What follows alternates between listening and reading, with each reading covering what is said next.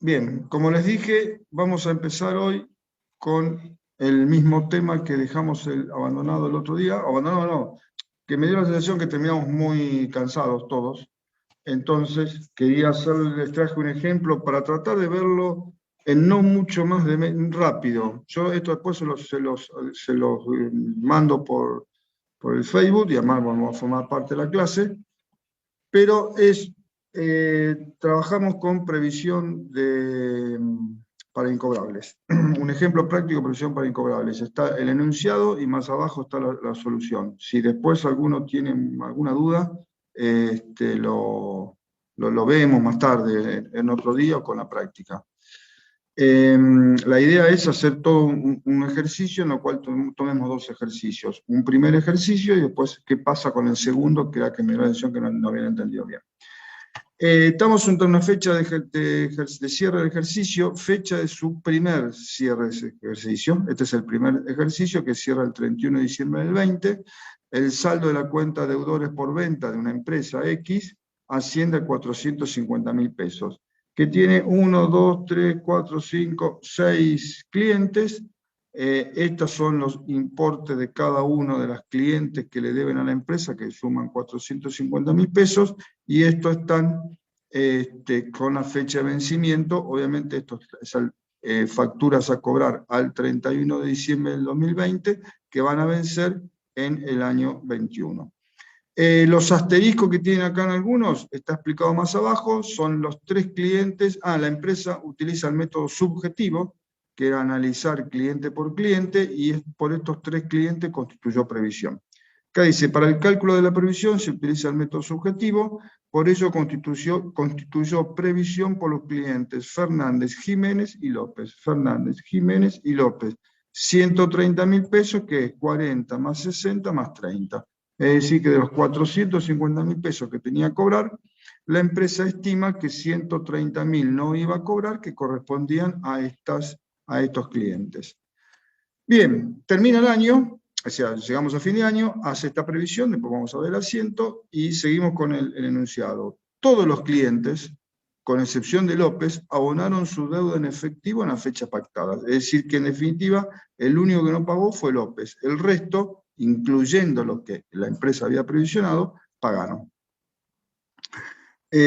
Para la constitución de la previsión, la empresa no utiliza el saldo del año anterior. Recuerdan que en el segundo año la empresa tenía la posibilidad de hacer la nueva previsión por la diferencia, si tenía un sobrante, o llevar a cero la previsión y hacerla por el total. Bueno, acá la empresa no utiliza el saldo de previsión. En el otro año, al 31/12 del 21, al año siguiente, la previsión a constituir asciende a 280.000 pesos. Como no nos interesa, acá yo directamente le doy el dato de los 280.000 pesos. Del análisis del saldo se determina lo siguiente. Ustedes fíjense que si acá constituyó previsión por 3 y uno solo no pagó, estos 60 más estos 40 no los usó porque había previsionado por estos 2 clientes, pero en realidad los cobró, con lo cual van a tener ese sobrante de previsión. Del análisis de ese saldo se determina lo siguiente. Por el cliente Fernández se debió un hecho nuevo producido durante el año 2021, cobra una herencia. Es decir, el cliente Fernández estuvo bien constituida la previsión al 31/12 del 20, lo que ocurrió que durante el año 2021 esta persona cobró una herencia, entonces por eso es que pagó lo que tenía que pagar. Por el cliente Jiménez se debió un error de estimación, ya que no se tuvo en cuenta el cobro de una suma extraordinaria por un juicio ganado al Estado. Es decir, bueno, acá por ahí ocurrió en el año 2020. Acá lo que pasó es que Jiménez, que nosotros habíamos previsionado por 60.000 pesos, cuya factura vencía el 10 de mayo del 21, ¿qué pasó? Antes del 31/12 del 20 no se tuvo en cuenta, se debió un error de estimación, no se tuvo en cuenta que esta persona había cobrado una suma extraordinaria de dinero por un juicio que le había ganado al Estado. Entonces eso la empresa no lo tuvo en cuenta y sin embargo lo previsionó. ¿Está claro el enunciado? Previsión inicial, compuesta por 6 clientes, explica qué pasó durante el año siguiente, el año 2021, con esos 6 clientes, de los cuales 5 cobramos y 1 no. Bien. ¿Alguna duda con el enunciado, chicos? No. ¿No? Entonces, el 31 de diciembre del 2020, cuando la empresa constituye, el 31 de diciembre de 2020, que la empresa tiene 450.000 pesos a cobrar y utilizando el método subjetivo constituye una previsión por 130.000 pesos, lo que hace la empresa es 31 de diciembre de 2020, deudores incobrables por 130.000, resultado negativo, previsión para deudores incobrables 130.000. Y listo, y no hizo más nada, es decir, al cierre del ejercicio, este asiento es siempre igual, independientemente del método elegido, si es subjetivo u objetivo, es siempre igual el asiento, lo único que cambia es el importe, y yo acá les dije que hizo una previsión en método subjetivo por 3 clientes, Fernández, Jiménez y López, y usted suma Fernández 40, Jiménez 60, 100, más López 30, son los 130.000 pesos que la empresa estimaba que no iba a cobrar durante el año 2021. Estimaba porque de suponer que los clientes estarían con problemas financieros que harían que no, que no cobraran, que pensaban que la empresa que no iba a cobrar. Después que le dice, todos los clientes, con excepción de López, abonaron sus deudas en la fecha pactada. Es decir, que Fernández pagó el 10 de marzo, Jiménez pagó el 10 de mayo, González pagó el 20 de mayo, López no, García pagó el 20 de agosto y Coronel pagó el 22 de septiembre. No sé si dispongo acá. Sí, abonaron en efectivo. Entonces, en esta misma fecha, 10 de marzo, 10 de mayo, 20 de mayo, 10 de julio y 20 de agosto, lo que hacemos es caja deudores por venta, caja deudores por venta, caja deudores... Ah, perdón. López era el 10 de julio. Vayamos en orden cronológico. El 10 de marzo pagó el primer cliente 40.000. El 10 de mayo pagó el segundo cliente 60.000. El 20 de mayo pagó el tercer cliente 100.000, que son, pagó 40, 60 y 100 el 10 de marzo, el 10 de mayo y el 20 de mayo. López, el 10 de julio le vencía su cuota, no la pagó, por acá estaba aclarado que no la había pagado, entonces ahí utilizamos la previsión. El 10 de julio, ¿qué hacemos? Previsión para deudores incobrables por los 30.000 pesos de López y damos de baja deudores por venta por 30.000. Cuando López no paga, efectivamente llega el momento en que él debía pagar y no lo hizo, lo que era algo incierto, que por eso habíamos constituido la previsión, ahora se volvió algo cierto y por eso damos de baja directamente deudores por venta. Y después tenemos las cobranzas. Profe, pregunta. Sí. ¿Siempre que no pague va a deudores por ventas? Salvo que la empresa antes, como ponerle que era moroso, le había cambiado la categoría y lo pasó de deudores por venta a deudores morosos. A veces se puede plantear de que dice, bueno, el 10 de julio vence el pago, no lo hizo, entonces ya es un cliente que venció el pago y no lo pagó, antes de darlo de baja, efectivamente lo pasamos a deudores morosos. Entonces, si te dice que la empresa lo catalogó como deudor moroso, activamos deudor moroso en el debe y damos de baja deudores por venta. Deudor moroso sigue siendo patrimonial del activo del rubro créditos. Lo único que hace la empresa es clasifica aquellos deudores por venta que están en fecha de aquellos deudores por venta que tienen atrasado el pago. Si hicieron eso, cuando ya directamente el abogado nos dice que lo demos de baja porque no lo vamos a cobrar, acá va a ir deudores morosos, que también es una cuenta patrimonial del activo. ¿Está? Profe, Sí, profe, gracias. y en ese caso, como ya pasó el vencimiento, ¿cuándo se registra? Lo de deudores morosos, cuando te dice el abogado, en el momento en el que seguimos eso. Previsión para deudores morosos. Claro, porque como ya venció, Sí, ¿cuándo habría que sí, registrarlo? Cuando te dice el abogado. cuando el abogado ya nos dice que no hay más nada que no hay nada más que hacer para cobrar. Porque es más, Okay. si el abogado nos dice le podemos iniciar un juicio y podemos poner deudores en juicio y la sigo manteniendo como un activo porque no perdí las esperanzas. Cuando yo debito la previsión y doy de baja el activo es porque ya abandono la posibilidad de cobro. Ok. ¿Está? Sí. Bien. Entonces, después seguimos, García el 20 del 8 y Coronel el 22 del 9, pagaron, entonces hacemos caja por 100.000, caja por 120.000, acreditamos deudores por venta el 20 del 8 y 22 del 9.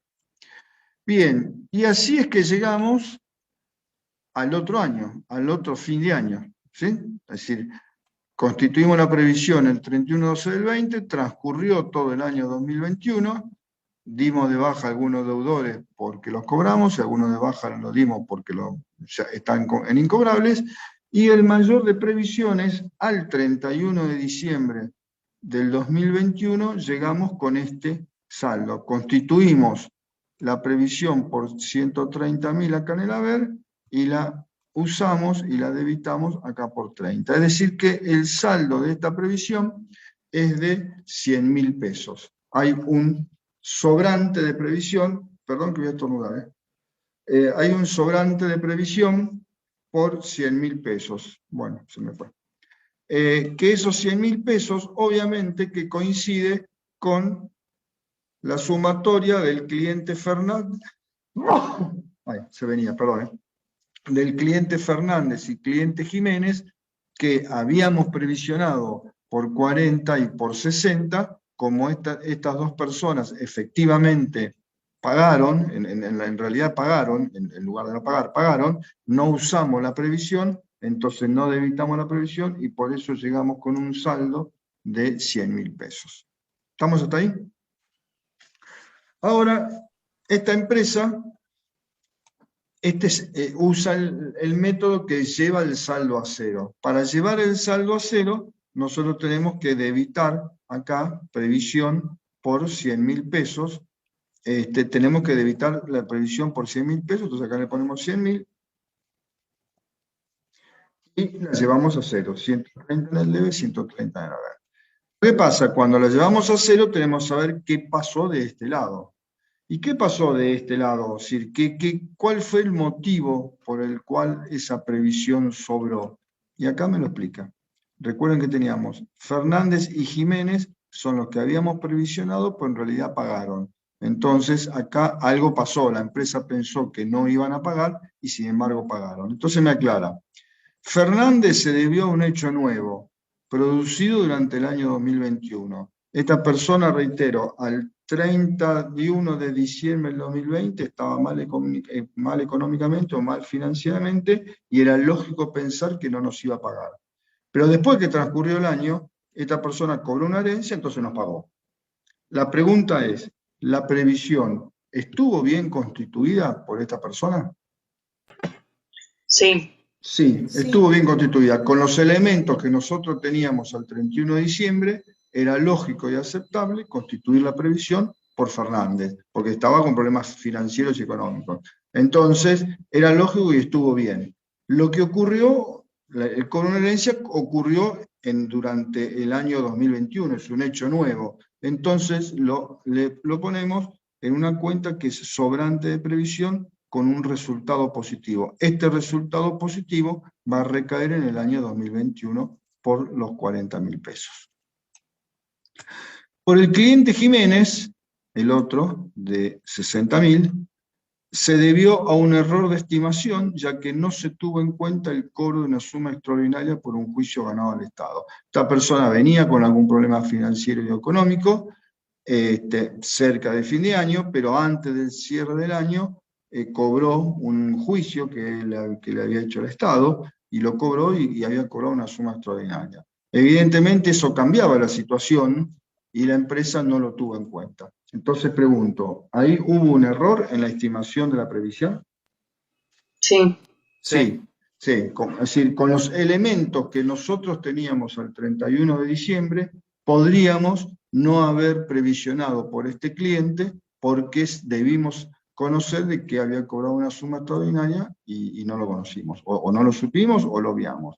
Entonces, por este cliente aplicamos la cuenta área, ajuste de resultados de ejercicios anteriores, porque lo que está mal es el resultado del ejercicio anterior por los 60.000 pesos. Entonces, con este asiento nosotros lo que hacemos es llevamos la previsión a cero. Y después directamente nos dice que en la nueva previsión, acá, la previsión a constituir Hacienda 280.000 pesos. Entonces, una vez que llevamos la previsión a cero, el 31 de diciembre del 2021, hacemos deudores incobrables, la previsión por deudores incobrables por 280.000, acá vamos a poner 280.000, y obviamente que el saldo, acá tenemos 130.000,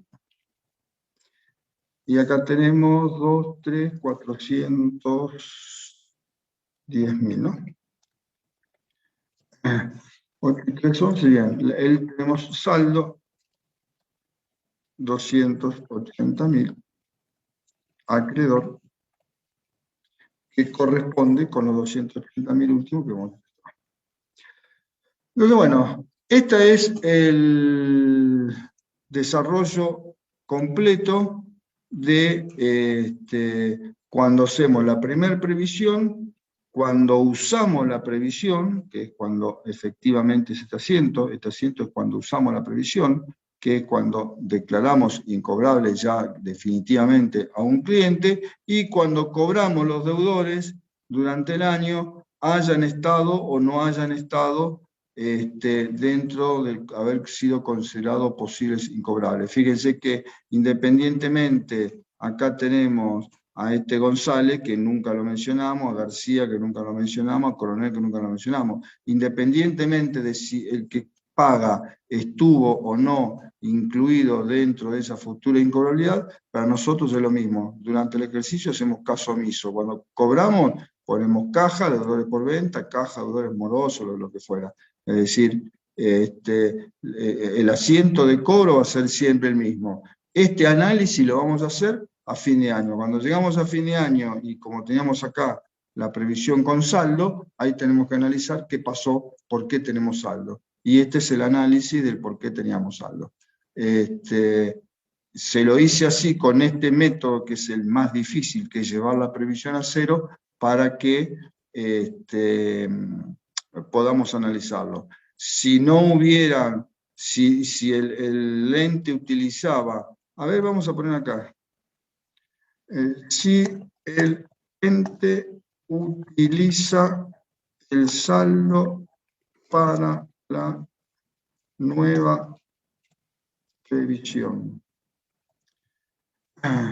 Si el ente utiliza el saldo para la nueva previsión, ¿cómo hubiera sido este asiento? Deudores incobrables, 180.000 serían. A ver, para que voy a pegar acá. Deudores incobrables, esto es seguro que está bien, deudores incobrables, previsión de deudores incobrables. ¿Por cuánto hubiera sido el importe? 180.000. Por 180.000. Ahora, a los que no saben por qué 180.000, es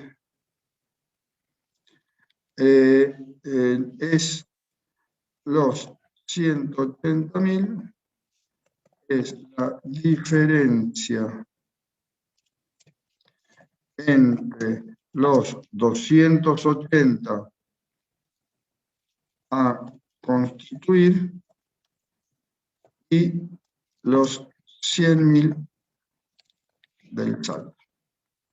Recuerden que acá esto usted lo va a ver así, vamos a poner acá, de los 100.000 del saldo al 31/12 del 21 antes de la previsión. Es decir, si acá yo les hubiera dicho que el ente, por acá, ¿dónde estaba? Que el ente utiliza el saldo del año anterior, todo este análisis lo omito, no me importa, porque directamente no voy a hacer nada. Directamente la nueva previsión la voy a poner por 180, que sumado a los 100.000 que tenía, sumado a los 100.000 que tenía, va a llegar a los 280. En este caso, vamos a ponerlo acá. Vamos a ponerlo por acá. Acá, ¿cómo vamos a tener? Esto no lo vamos a tener. Esto no lo vamos a tener. Y acá vamos a tener, ¿por cuánto lo contribuyen? Por 180. Por 180. Entonces, fíjense que acá tenemos 8 y 3, 11, 310, menos los los 30, el saldo son 280.000 pesos. Así hubiera quedado el mayor de previsiones con este método, si es que el ente utiliza el saldo del ejercicio anterior. Directamente constituye por la diferencia, llega, suma 310 menos 30 en la haber, 280.000 el saldo acreedor, y la previsión tenía que ser de 280.000. Entonces, vamos a grabar esto. Esto es el... Esto es la forma de registrar previsión para incobrables en forma completa, desde el primer ejercicio que se creó, pasando por los distintos cobros. Bien, yo esto se lo dejo. 2040 dijo Marco Galperín que ya no iba a asistir más. Bien,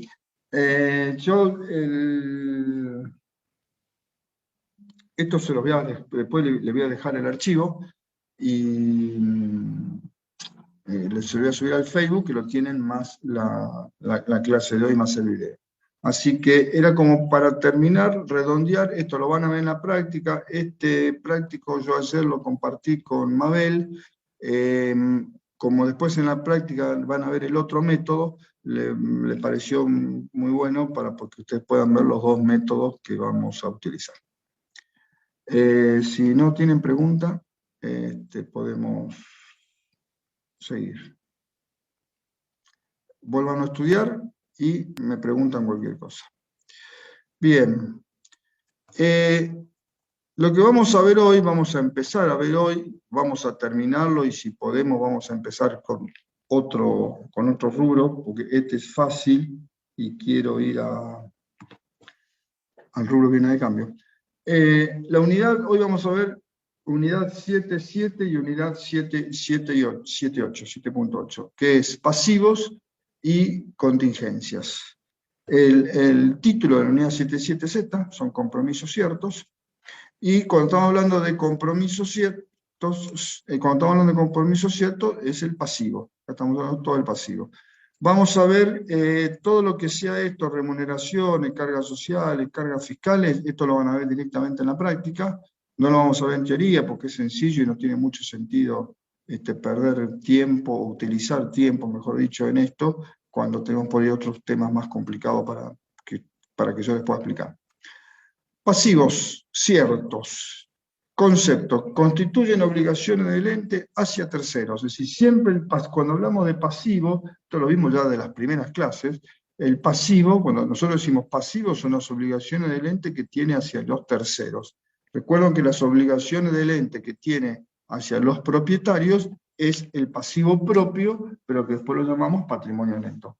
El pasivo es las obligaciones del ente hacia terceros, el patrimonio neto son obligaciones del ente con los propietarios. Las obligaciones del ente hacia terceros puede ser para entregar sumas de dinero, otros bienes o servicios. Es decir, que la obligación del ente puede ser tener que entregar dinero, entregar bienes o prestar servicios. Algunas de las cuentas integrantes que tenemos, yo las clasifiqué bajo esta misma ordenamiento. Primero entregar suma de dinero, después entregar bienes, después entregar servicios. Tenemos las cuentas más conocidas, son proveedores, acreedores varios, documentos a pagar, alquileres a pagar. Hasta ahí todos tenemos que entregar dinero, por compra de mercadería, por otra compra cualquiera, por un documento que firmamos o por un alquiler que tenemos por un inmueble alquilado. Con lo cual, ahí se entrega de dinero. Anticipo de clientes, ahí lo que nosotros tenemos que entregar es bienes, mercaderías, y alquileres cobrados por adelantado y servicios cobrados por adelantado o honorarios cobrados por adelantado, lo tenemos que prestar, es un servicio. Tenemos que prestar el servicio del alquiler, o si somos una empresa prestadora de servicios, que por ejemplo tenemos, el ente tiene un servicio, presta el servicio de vigilancia, un servicio de limpieza, y hemos cobrado por adelantado, lo que tenemos que hacer es prestar ese servicio de vigilancia o de limpieza por aquellos periodos en que nos pagaron por adelantado. Entonces son los distintos tipos de pasivo. Entregar suma de dinero los primeros 4, el quinto, entregar bienes, en este caso mercaderías, y el sexto y el séptimo, entregar un servicio, prestar un servicio. Según clasificación, según su exigibilidad, acá vemos que, como siempre, corrientes y no corrientes, se consideran corrientes las obligaciones exigibles. Las obligaciones, una obligación exigible cuando ya venció. Si yo tengo la luz que me venció en abril, esa obligación es corriente porque es exigible. Entonces, pues, se consideran corrientes las obligaciones exigibles, que podríamos haber puesto entre paréntesis vencidas, y las que se estiman que serán exigibles, o las que se estiman que vencerán, en el transcurso de un año, contado de la fecha del cierre del ejercicio. Como siempre digo, chicos, no lo voy a entrar porque ya lo hicimos con el activo. En el pasivo corriente es lo que ya venció, más lo que va a vencer en el transcurso de un año. Pero ese año lo cuento a partir de la fecha del cierre del ejercicio. Entonces siempre, para saber si algo es corriente o no corriente, tengo que tener el dato de cuál es la fecha del cierre del ejercicio, si no, no lo puedo saber. Se consideran no corrientes cuando el plazo de exigibilidad exceda de esa fecha. Como hicimos el otro día, si nosotros teníamos un cierre del ejercicio 31 de diciembre del 2020, por ejemplo, todo lo que venza durante el año 2021 va a ser corriente, porque es un año desde el 31 de diciembre del 2020. Y lo que venza a partir del 1 de enero de 2022 va a ser no corriente porque pasa el año contado de la fecha de cierre del ejercicio. Si no hay preguntas, yo sigo. Clasificación según su origen. Bueno, acá tenemos 4, básicamente, hay algunas más, si podemos hilar más finito, pero estas son las 4 básicas. Clasificación del activo, las comerciales, financieras, fiscales y sociales. Las comerciales son todas aquellas que derivan de la actividad principal, las cuentas primordiales son proveedores, documentos a pagar. Financieros vienen con las provenientes de las actividades de financiación que realiza el ente, préstamos a pagar, intereses a pagar. Las fiscales son todas las relacionadas con su relación, valga la redundancia, con el Estado, sea en cualquiera de sus formas, sea el Estado nacional, el provincial o el municipal, aunque el municipal no es un Estado. Las cuentas son impuestos a pagar, pueden ser las distintas cuentas de impuestos a pagar, IVA a pagar, ganancias a pagar, ingresos brutos a pagar, seguridad e higiene a pagar, para nombrarle impuestos nacionales, provinciales y municipales. Y los sociales son todas aquellas originadas con relación de si la empresa tiene empleados. Sueldos a pagar, retenciones a depositar, contribuciones a pagar, sindicatos a pagar, obra social a pagar, si hay un montón de otras cuentas que son, así se clasifican los pasivos según el origen del pasivo, si vino de una actividad comercial, si vino de una actividad financiera, si vino de su relación con el Estado, que son los impuestos, y si vino de su relación con sus empleados. Clasificación según su naturaleza. Esto ya lo vimos en los activos, así que vamos a ir también un poco rápido. Se considera sin garantía cuando es sola firma. Es lo mismo que habíamos visto en los créditos. Fíjense que, ¿por qué damos cuentas por cobrar y pasivo juntos? Porque lo que es cuentas por cobrar para uno es el pasivo para el otro, con lo cual es muy similar las características. Algo será una cuenta por cobrar o un pasivo, depende de qué lado se mire. Por eso lo estamos dando juntos y por eso voy un poco rápido. Se considera sin garantía cuando es una sola firma, ya lo vimos los otros días, proveedores, acreedores válidos, documentos a pagar. Se lo considera con garantía cuando haya alguien o algo que garantice su cobro. Cuando la garantía es una persona, como dijimos otro día, se denomina personal, ejemplo, alquileres a pagar, y cuando la garantía es un bien, se la denomina real, y acá, bueno, son hipotecas a pagar o prendas a pagar. Esto es más común tenerlo en una empresa con una actividad comercial, porque no es raro que la empresa compre el galpón con un crédito bancario. Entonces lo que vamos a acreditar, en lugar de ser préstamos a pagar como pasivo, va a ser hipotecas a pagar, porque así mejoramos la calidad de la información. Según su forma de cancelación, ¿cómo puedo cancelar el pasivo? Cancelables en moneda o no cancelables en moneda. Cancelables en moneda, ya sea moneda nacional, por moneda extranjera, podemos tener proveedores, acreedores varios, documentos a pagar, si quieres a pagar. Eso está relacionado con lo primero que vimos, que eran aquellos créditos cuya obligación era entregar dinero. Cuando hablamos de entregar dinero, puede ser de pesos o en moneda extranjera. Esto lo vamos a ver después en la exposición, en la última parte. Si nosotros tenemos proveedores del exterior y proveedores nacionales, proveedores a los que le tenemos que entregar pesos y proveedores a los que le tenemos que entregar dólares u otra moneda extranjera, euros, lo que fuera, es conveniente separar, tener dos cuentas de proveedores, tener una cuenta que se llame proveedores a secas, puede ser, o proveedores en moneda nacional, y tener otra cuenta que sea proveedores del exterior o proveedores en moneda extranjera, para que el lector del balance pueda analizar los efectos que pueda tener los distintos tipos de cambio de las monedas. Así que, si nosotros tuviéramos proveedores con dos tipos de monedas, debiéramos tener dos cuentas de proveedores, una para pesos y otra para moneda extranjera. Y bueno, y las no cancelables en moneda, que ya lo vimos, entrega de bienes, que es la cuenta anticipo de clientes, o prestando un servicio, que son alquileres cobrados por adelantado, honorarios cobrados por adelantado, servicios cobrados por adelantado, lo que fuera. Esta es la clasificación según la forma de cancelación de ese pasivo. Bien, vamos a ahora a lo más importante. Según su grado de certeza, tenemos obligaciones ciertas y obligaciones inciertas. Las obligaciones ciertas son aquellas de cumplimiento ineludible, es decir, no puede evitarse. Yo tengo una obligación, venció la luz, o me vence un proveedor, o me vence un documento, puedo no pagarlo, puedo atrasarme, pero de ese cumplimiento no lo voy a poder eludir. Obviamente que si la empresa quiebra y nos hacen un juicio y no tenemos nada para pagar, obviamente que lo vamos a no pagar, pero estamos hechos un caso extremo. No se olviden que nosotros estamos bajo un principio de empresa en marcha.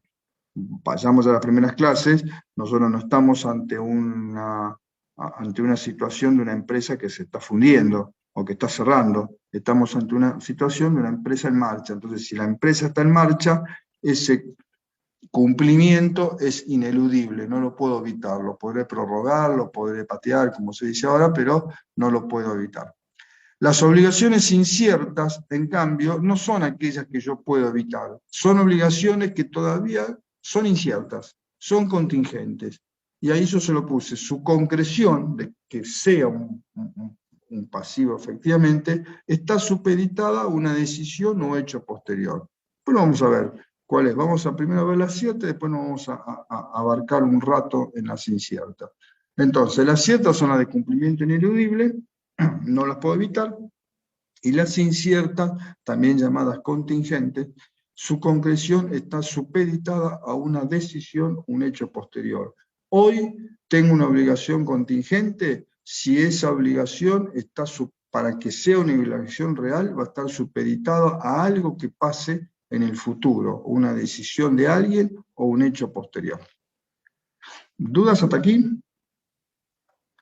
¿Están despiertos por lo menos? Por ahora no hay ninguno. Sí. Y están despiertos, bien, buenísimo. Como no los veo ahora, no.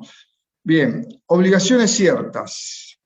Pueden ser, en cuanto a su importe, lo que estamos hablando, al importe de la obligación, determinadas o determinables. Tenemos dos tipos de obligaciones ciertas. Aquellas que son determinadas en su importe o determinables en su importe también. Las obligaciones ciertas determinadas son todas las que vimos hasta ahora. Todas las pasivos que nosotros vimos hasta ahora, que ustedes vimos ahora en clase, fueron pasivos ciertos determinadas, que son aquellas de cumplimiento ineludible, como ya lo dije, que no se puede evitar, pero además conocemos el importe. Compro mercaderías y las debo por 100.000 pesos. A ese proveedor es una obligación de cumplimiento ineludible y además sé que le debo 100.000 pesos. Llegó el fin de mes y hay que pagar los sueldos por 130.000 pesos. Sé que es de cumplimiento ineludible y además sé que le tengo que pagar 130.000 pesos. Es decir que se conocen ambas cosas, o son pasivos ciertos, que son de cumplimiento ineludible, y además se conoce el importe. Yo acá ahí abajo le puse, son todos los pasivos conocidos hasta ahora, proveedores, documentos a pagar, sueldos a pagar, acreedores varios, luz, gas y teléfono a pagar, o energía eléctrica a pagar, etcétera, lo que fuera. Todos los pasivos que hemos conocido hasta ahora son ciertos y determinados. Cierto porque no se puede evitar, determinados porque conozco su importe. Las obligaciones ciertas determinables son aquellas que son de cumplimiento ineludible, no se puede bien evitar, pero no se conoce su importe. Yo sé que tengo un pasivo, pero no conozco el importe exacto. Esas obligaciones son ciertas y determinables, es decir, el importe está a determinar, no se conoce. Ejemplo. Está claro entonces hasta ahí, ¿no? Las obligaciones ciertas... Listo, quería justo esa que puso. Esta, sí. Las obligaciones ciertas determinadas son las de cumplimiento ineludible. O sea, primero vayamos acá, son todas ciertas, ¿sí? Y las obligaciones ciertas son aquellas que son de cumplimiento ineludible que no pueden evitarse, ¿sí? Entonces, las ciertas determinadas son las de cumplimiento ineludible, inevitable, y por además conozco el importe. Son todas las cuentas que hemos visto hasta ahora, proveedores, acreedores, préstamos a pagar, sueldos a pagar, lo que fuera. Todas las cuentas que conocemos hasta ahora son ciertas determinadas. Las ciertas determinables son aquellas que, como estoy hablando de obligaciones ciertas, son de cumplimiento ineludible, pero lo que no conozco es el importe. Yo sé que tengo una deuda con esta persona o este ente. Lo que no conozco es el importe con exactitud. Puedo tener una estimación. Por eso es determinable. El importe está a determinar, no se conoce. Y le voy a dar un ejemplo de cuándo hacemos esto. Ejemplo, cierre del ejercicio 31/12 del 20. En el último mes se consumió energía. La empresa estuvo trabajando como siempre, es una fábrica que tiene mucha energía, con lo cual se consumió energía. La factura no se recibió y por lo tanto no se conoce el importe. ¿Corresponde registrar el gasto y el pasivo en el 31 de diciembre del 2020? ¿Cierra el ejercicio? Sí, se puede. Sí, Bien. pero Sí. más o menos. Claro, esto es criterio de vengado. Los resultados deben registrarse en el periodo en el cual ocurren. Recuerden aquella clase de imputación de ingresos, costos y gastos. Los gastos, si los puedo relacionar con un mes, los tengo que registrar en ese mes. Entonces, si se consumió energía, pero no conozco el importe, no obstante, corresponde registrar el gasto como un resultado negativo y el pasivo porque va a ser una factura a pagar. Bueno, acá lo decía, no me acordaba. Por aplicación de criterio de vengado, corresponde registrar el gasto, por la energía se consumió en el mes de diciembre. Y si bien no se conoce el importe, la factura de luz en algún momento hay que abonarla, es decir, no podemos evitar pagarla. Por lo tanto, se debe registrar el resultado negativo y el pasivo estimando su monto. Y acá cuando yo hablo de estimando su monto, por eso al estimar el monto va a ser determinable. ¿Cómo lo estimo? Bueno, puede ser con la factura del mes anterior, depende si estamos en una economía inflacionaria o no, que la luz va subiendo, depende del tipo de empresa, puede ser que todos los diciembre tenga un gran consumo de luz porque la empresa está trabajando a full con respecto a otros meses, entonces tendré que tomar el diciembre del mes anterior si es una empresa en la cual el consumo de energía no es lineal, sino que va variando, sube y baja. Entonces, por eso es que, bueno, la determinación del importe hoy no es problema de ustedes, nosotros le vamos a decir, la empresa estima este importe. Bueno, acá la empresa estimó 15.000 pesos, que es lo que va a tener que pagar de luz, 31 del 12 del 20, entonces registra, a pesar de no tener la factura, energía eléctrica, resultado negativo 15.000, energía eléctrica a pagar, patrimonial del pasivo 15.000. Acá no tenemos una factura, con lo cual no tenemos la estimación, me la harán, depende del ente, algún departamento de mantenimiento o tomaremos nosotros mismos otra factura, pero es una minuta contable la documentación, porque no tenemos una factura todavía. Cerró el ejercicio, nosotros no tenemos la factura. ¿Está claro? Entonces, el 31 de diciembre de 2020, registraríamos energía eléctrica, yo puse, puede ser luz, gas y teléfono, no sé bien qué es, pueden ser servicios eléctricos. Si lo importante es que acá haya una cuenta que diga algo así, o energía eléctrica, o luz, gas y teléfono, o servicios eléctricos, y lo importante es que sea de resultado negativo. Y acá lo mismo, puede ser luz, gas y teléfonos a pagar, servicios eléctricos a pagar, energía eléctrica a pagar, por los 15.000 pesos que la empresa estimó. Bien, ¿después qué pasa? Acá esto era el 31/12 del 20. Supongamos que el 28/1 del 21, después del cierre del ejercicio, obviamente, se recibe la factura. El importe asciende a 15.400 y la factura vence el 15 de febrero. Y se abona en esta fecha, el 15 de febrero, en efectivo. Entonces, el 28/1 del 21, ¿qué haremos? Tenemos que corregir lo que hicimos. Energía eléctrica, 400 pesos, y a incrementar el pasivo, acá se me fue, incrementar el pasivo,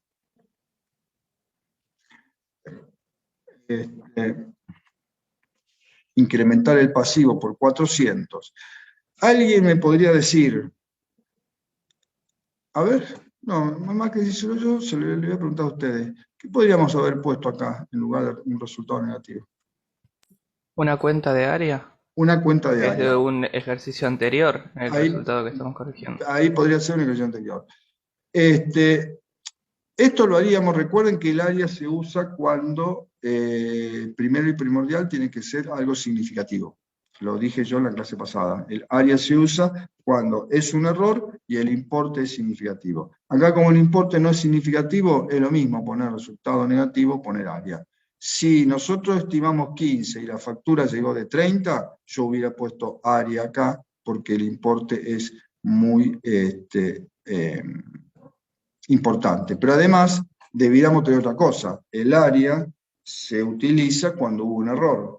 Si yo calculé 15 y la factura vino 30, también pudo haber pasado, porque en este país pasa, que después que cerró el ejercicio el 2 de enero, me anunciaron un aumento de energía retroactivo, con lo cual yo el 31 de diciembre ese dato no lo tenía, y estimé 15. Después el 2 de enero o el 3 de enero me incrementa la luz el 100%, entonces sigo poniendo energía eléctrica como resultado negativo porque es un hecho nuevo.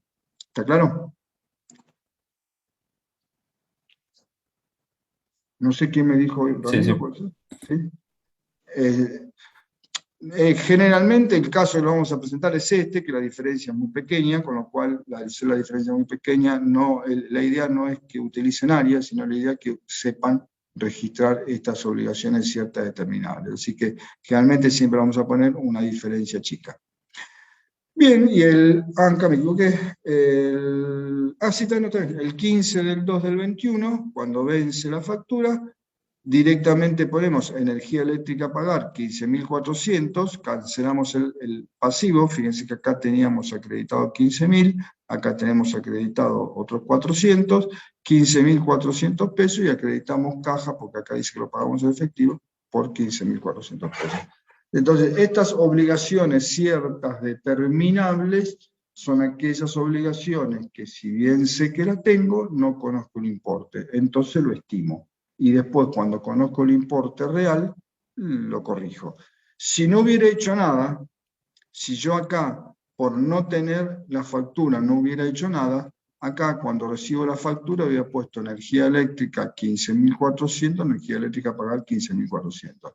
Fíjense que todos los 15.400 hubieran ido al ejercicio 21 como un resultado negativo. Sin embargo, con esto yo dije, bueno, el 95%, no sé qué importe será, o mucho más, fue bien registrado con el ejercicio 20 y una pequeña diferencia fue registrada en el ejercicio 21. Siempre va a ser mejor que no hacer nada.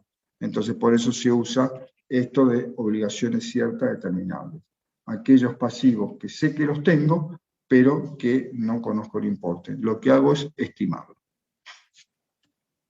¿Está claro? ¿Alguna duda? ¿Sigo? ¿Paro? ¿Vuelvo? Sí, profe. ¿Seguimos? Sí. Por ahora. Muy bien. Recordemos que según su certeza estábamos hablando obligaciones ciertas y obligaciones inciertas. Y nosotros fuimos directamente, tratamos las ciertas. Entonces acá pues yo le puse, recordemos que la clasificación su grado de certeza de obligaciones ciertas y obligaciones inciertas o contingentes. Las obligaciones inciertas y contingentes lo tratamos en la unidad 7.8. Compromisos contingentes, que son pasivos contingentes. Estas obligaciones inciertas y contingentes son pasivos inciertos. Los pasivos inciertos o contingentes son aquellos que su concreción están supeditadas a determinadas situaciones que pueden o no ocurrir. Si hoy tengo un pasivo contingente, ese pasivo está supeditado a que en el futuro ocurra algo que puedan afirmar que voy a tener un pasivo, que ese pasivo pasa a ser cierto. Por ejemplo, una futura resolución de la justicia. Si tengo un conflicto en la justicia, yo ahora le traje un ejemplo, si tengo un juicio, un empleado nos inicia un juicio, o tuvimos un choque y alguien nos inicia un juicio culpándolo de que el choque fue responsabilidad nuestra. ¿Nosotros le debemos plata a ese señor? No sabemos. No lo sabemos, es decir, pero, como siempre, recuerden que las contingencias, ¿cuándo se registran? Lo vimos en la clase pasada, cuando vimos previsión para incobrable, que es una contingencia. ¿Qué tenía que pasar para...? Cuando sabemos que puede pasar que no nos den la deuda, cuando las probabilidades son más... Claro, más cuando altas. la probabilidad del hecho sea alta. Es decir, si nosotros tenemos un accidente de tránsito, nosotros decimos que no tuvimos la culpa, la otra persona dice que sí tenemos la culpa. Como nosotros decimos, che, yo no tengo la culpa, no te pago, el otro dice, ah, sí, bueno, entonces nos inician un juicio. Nosotros nos inician un juicio. El abogado nos dice, y tenemos una posibilidad para perder ese juicio, tenemos una alta posibilidad para perder ese juicio. Entonces, debemos registrar algo, esa obligación incierta contra un resultado negativo, lo debemos registrar porque si no lo estaríamos ocultando, porque capaz que ese juicio es por 2 millones de pesos. Entonces, nosotros tendríamos que registrar al cierre del ejercicio que tenemos un pasivo y un resultado negativo, pero que es incierto todavía. Si bien tengo alta posibilidad de perderlo, por ahí lo gano. Entonces, en este caso, la probabilidad es que el juez falle en contra de la empresa, entonces en ese momento el pasivo será real. Pero mientras tanto es un pasivo incierto. Entonces, un pasivo incierto es aquel que está supeditado a una determinada situación futura que puede, obviamente, que como es futura puede o no ocurrir, como todo lo que es futuro. Y acá yo le puse, por ejemplo, una futura resolución de la justicia. Bueno, yo acá no me acuerdo que lo tenía. Recordemos que para registrar las contingencias se deben cumplir las siguientes condiciones: que la posibilidad de ocurrencia del hecho futuro sea altamente probable y que pueda evaluarse de manera objetiva. Lo que pueda evaluarse de manera objetiva es obvio, porque si no, no tengo un número para poner en el asiento. Tengo las cuentas, pero no tengo una cifra. Por lo tanto, va de suyo, que siempre tengo que tener un número para poner ahí. El abogado en este caso nos tendrá que decir que la posibilidad de la ocurrencia del hecho futuro, que es que perdamos el juicio, sea altamente probable, si no, no se registra.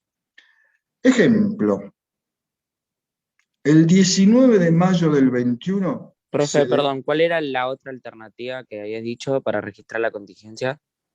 Registrar la contingencia. Que pueda evaluarse de manera objetiva, es la otra. Es que acá, claro, acá está, que A y B, se tienen que dar las dos condiciones. Que la posibilidad de ocurrencia del hecho sea altamente probable y que pueda evaluarse de manera objetiva. Es decir, si la posibilidad del hecho es alto, pero no podemos poner un importe porque no lo sabemos, yo no lo puedo registrar. No lo puedo registrar porque me falta un dato para el asiento que es la cantidad. Si ustedes van a la filmina que yo les pasé la clase anterior, ahí ven que si la posibilidad de ocurrencia del hecho es alta, pero no puede evaluarse de manera objetiva, se hace una nota al balance, que todavía ustedes no saben lo que es hacer una nota al balance. Después lo vamos a ver en la última clase. Sí, última clase, vamos a estar viendo las notas de los balances, pero sí hoy no se registra, no se hace un asiento contable, porque no tengo, recuerden que para hacer un asiento contable yo tengo que tener la fecha, las cuentas y los valores. Si no tengo el valor no lo puedo hacer. ¿Está claro? Entonces, si el abogado me dice, hay una alta posibilidad de que se pierda el juicio, pero no te puedo decir un importe porque, por ejemplo, que sea un juicio por dañar el medio ambiente y no hay antecedente, entonces no tenemos ni idea de cuánto nos van a sancionar si es que nos sancionan. Entonces, en ese caso, no se registra, pero se informa a terceros en una información complementaria que llevan los balances, que son las notas, donde le voy a decir a un tercero, la empresa tiene un juicio por afectar el medio ambiente, pero que no se registró porque no puede evaluarse de manera objetiva su importe. ¿Está? Sí, profe. Sí, Gracias. profe. ¿Lo entendiste lo que te dije? Sí, o el resto. Le Sí, digo sí, a mí sí. porque fue que me preguntó. Bien, para poder registrar, como dice acá, se tienen que dar las dos condiciones. Si una de las dos condiciones no se da, no se hace nada, dependiendo si van a ver esa filmina, yo le dije, si la posibilidad de ocurrencia es remota, porque, no sé, una persona, un empleado se fue a esquiar a la montaña y se quebró un dedo esquiando y nos quiere hacer un juicio a nosotros acusándonos de que por culpa de nosotros se quebró el dedo. Y el abogado ahí viene y me dice, no, este es un chanta, se está tirando chanta, se está tirando a ver si puede cobrar algo, pero tenemos fotos, tenemos los pasajes, tenemos todo de que estaba esquiando en la montaña. Entonces, la posibilidad de que perdamos es remota. Ahí, por más que podamos evaluarlo, el empleado nos hizo un juicio por 100.000 pesos, lo que sea, no hacemos nada, ni nota ni nada, por la posibilidad es remota. ¿Está claro? Eso ustedes lo tienen en la parte de cuentas por cobrar que vimos en la clase pasada. Yo les hice un cuadro de doble entrada, donde teníamos si se podía evaluar de manera objetiva sí o no, y si la posibilidad de ocurrencia del hecho era alta, media o remota. Y ahí solamente cuando es alta y se puede evaluar, se registra, si no, no. Bien. Ejemplo, el 19 de mayo del año 2021 se despide un empleado con causa, es decir, sin abonarle la indemnización. Es decir, nosotros lo echamos, acá en Argentina hay dos posibilidades de despedir a un empleado, una es con causa y otra es sin causa. Si es sin causa, yo lo echo porque tengo ganas, o porque no lo necesito más.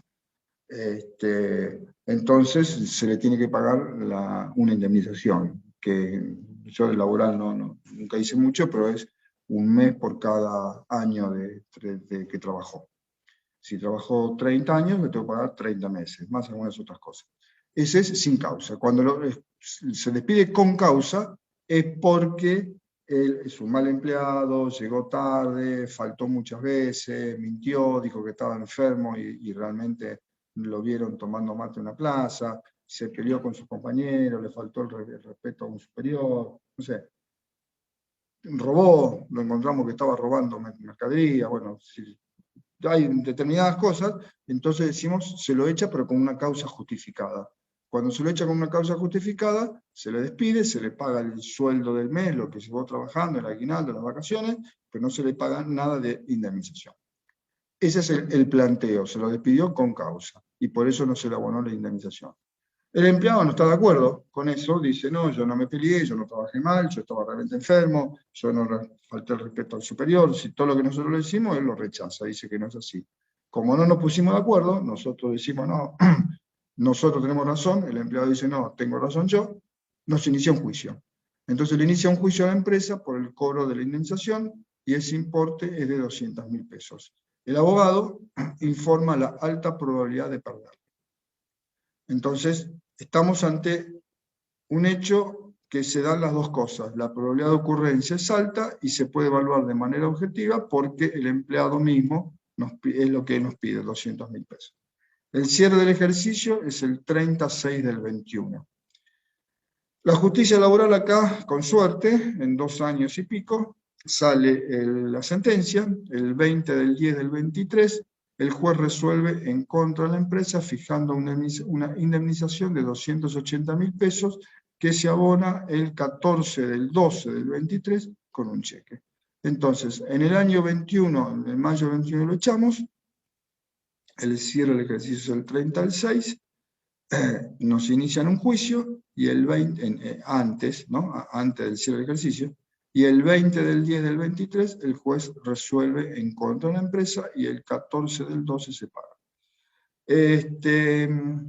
Acá me faltó poner, digamos, obviamente que es posterior a la fecha de despido y antes del cierre del ejercicio que le hace un juicio.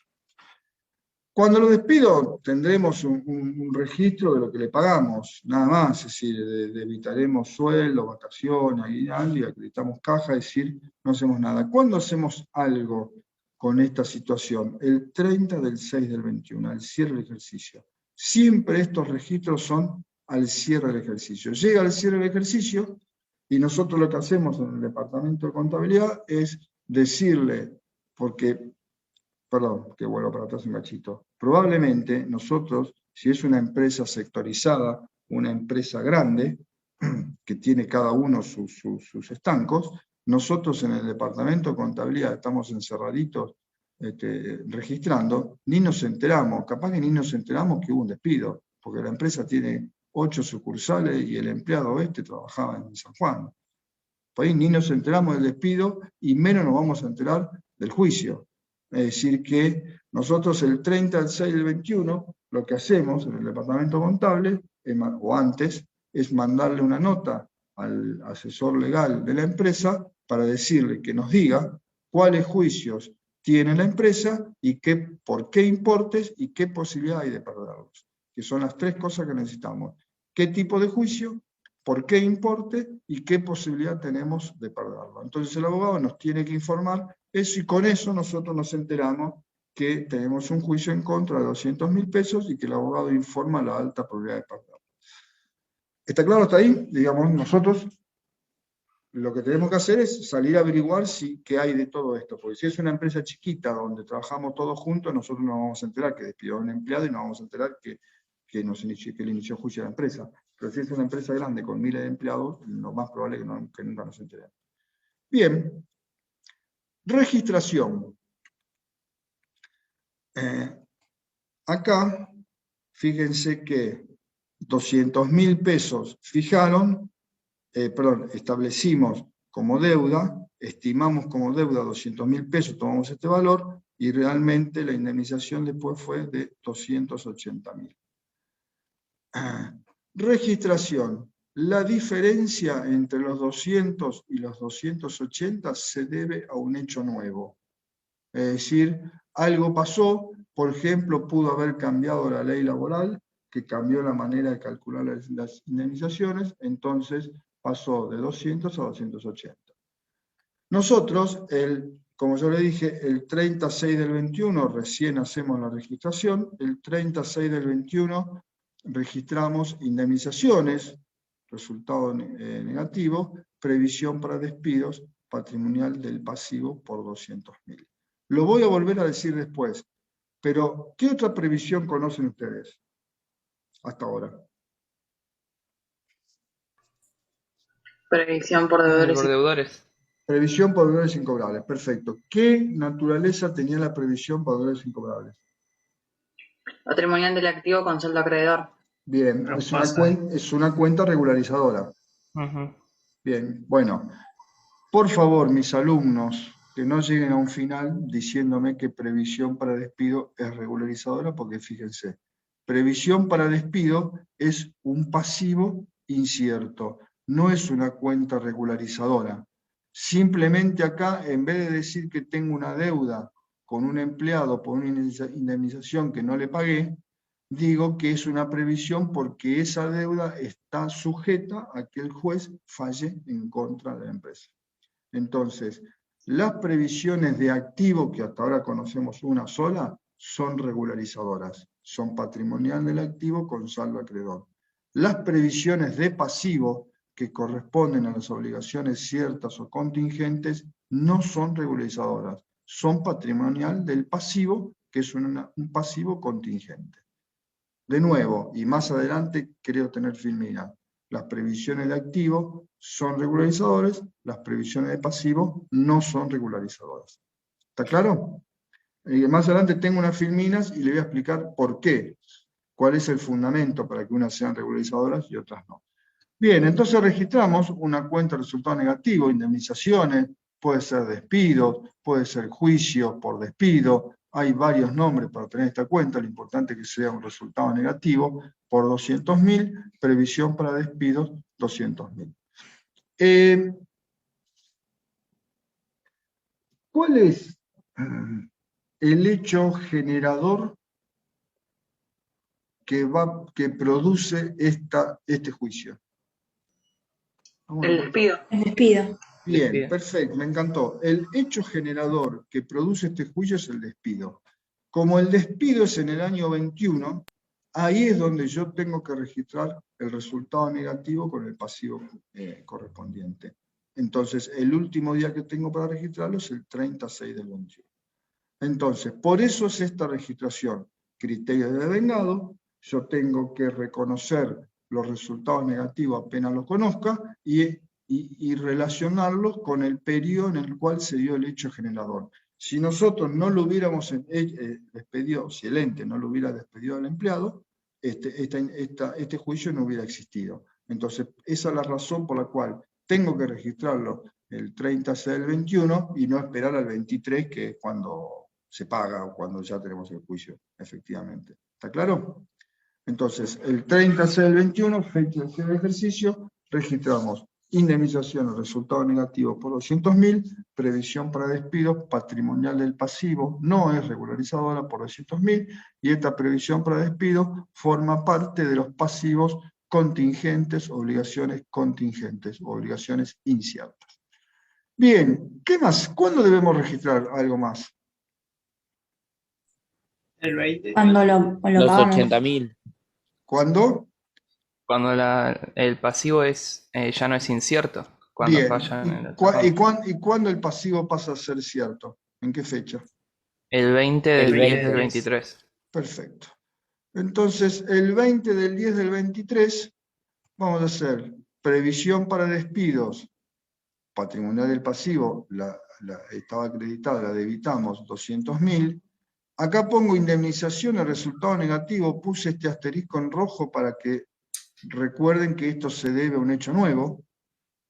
Por eso va indemnizaciones por indemnizaciones como resultado negativo, 80.000 cargadas al año 23, y indemnizaciones a pagar, que ya este es un pasivo cierto, patrimonial del pasivo, por 280.000. Y el 14 del 12 del 23, indemnizaciones a pagar, cancelamos el pasivo por 280.000, banco X, cuenta corriente, bueno, no le puse activo, por 280.000. Este rojito que está acá, está para relacionarlo con esto. Como la diferencia se debe a un hecho nuevo, a algo pasó, un cambio de ley, un cambio de la legislación, un cambio de la jurisprudencia, lo que pueda haber sido, por eso la diferencia entre los 200 y los 280 fue a una cuenta de resultado negativo, 80.000 pesos. Pudieron haber establecido un incremento, como está ahora, que se llama la doble indemnización, que no está así la doble indemnización, pero la llaman así, la pueden haber establecido para atrás. Quizás nosotros, acá cuando lo echamos, bueno, acá nosotros no lo abonamos, pero acá cuando hicimos el cálculo son los 200.000 y por ahí en julio, en agosto, salió la doble indemnización retroactiva al 1 de mayo, esas cosas. Entonces, bueno, tenemos un hecho nuevo. Al ser un hecho nuevo, la diferencia entre lo que habíamos previsionado y la realidad va cargada a una cuenta de resultado negativo, que es previsiones, perdón, indemnizaciones. Bien, la diferencia se debe a un error de cálculo. 30C del 21, indemnizaciones, resultado negativo, 200.000, previsión para despido, patrimonial del pasivo, 200.000, igual que hoy, digamos, no cambia nada, porque que la diferencia se deba a un error de cálculo o a un hecho nuevo, es solamente en el futuro, no ahora. Ahora calculamos lo mismo. El 2010 del 23, cancelamos, debitamos previsión para despido, y la diferencia entre los 200 y los 280 lo ponemos en área, la cuenta ajuste resultado del ejercicio anterior del patrimonio neto, porque la diferencia se debió a un error de cálculo. Si nosotros hubiéramos hecho bien las cuentas, hubiéramos hecho la previsión por 280.000 pesos, porque ya sabíamos que había una ley que había cambiado el sistema de cálculo de la previsión. Por ejemplo, estoy diciendo zaraza, pero es por un error de cálculo. ¿Está claro? Si cuando si la diferencia es un error de cálculo, en este caso es importante, fíjense que es un 40% de lo que habíamos estimado, la diferencia entonces va a una cuenta área, que se ajusta el resultado de ejercicios anteriores, que va a modificar el asiento anterior, los resultados anteriores, del último balance. Y el 14-12 del 23, cuando pagamos, indemnizaciones a pagar, digamos, el primer asiento y el tercero no cambia, el único que cambia es este. Si la diferencia es un hecho nuevo, la diferencia entre lo que se previsionó y lo real va a una cuenta de resultado negativo, a la que sea, en este caso es indemnizaciones. Si fuera un juicio por accidente, podría ser el juicio por accidente, es decir, una cuenta de resultado negativo. Si la diferencia se debe a un error de cálculo, la diferencia entre lo que se previsionó y lo real va a una cuenta área, que es de patrimonio neto, tal cual la vimos en la clase pasada. ¿Alguna duda con lo que acabamos de exponer? ¿Así sigo? ¿Sigo? Profe, yo tengo una duda. Sí, te escucho. En el caso de, por ejemplo, ¿no? En el 2021 eran esos 200.000, pero ya en el 2023 esos 200.000 no vale nada. Entonces el abogado te dice, no, bueno, son, no sé, 400.000. Esa diferencia, porque bueno, el peso se devaluó, lo que sea, ¿lo anotaríamos como indemnizaciones? ¿En qué fecha me estás diciendo? Y cuando lo vamos a pagar, Bien, 2023. bien. Vamos a ver. El primero, yo tenés total razón en lo que me decís. Lo que pasa es que no te olvides que en Conta 1 estábamos trabajando con una hipótesis de inflación del 0%. Ah, claro, sí, sí. Entonces, yo en Conta 2 tengo otra respuesta para darte. Pero en Conta 1 te digo, la inflación es 0. Esta diferencia no es por depreciación de la moneda, ni por nada. ¿Me entendés? Sí, sí, sí. Esta diferencia es por un error o porque cambió la forma de liquidar. Bien, ok. En Conta 2, como le metemos el tema de inflación, ahí van a ver que hay otra solución en definitiva. Claro, sería otro registro, digamos. Es otro registro porque nosotros primero hacemos lo que es la reexpresión de los estados de la contabilidad por inflación.